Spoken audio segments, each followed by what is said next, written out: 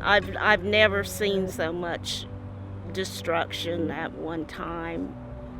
Was just in total shock that everything was just torn up.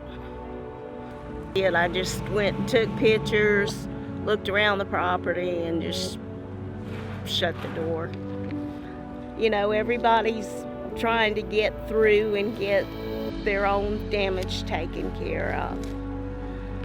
My siblings and my family are a lot older, and the health is not really great, so it makes it difficult for them to come and assist.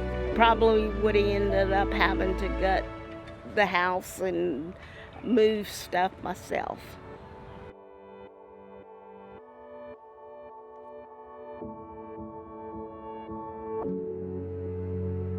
That's a big help, made me really happy to think that, you know, I wasn't left alone. You know, God has you covered.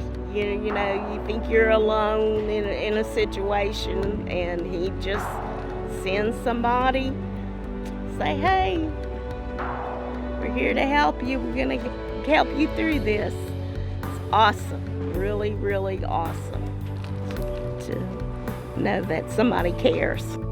I just want to thank you from the bottom of my heart that your donations does matter.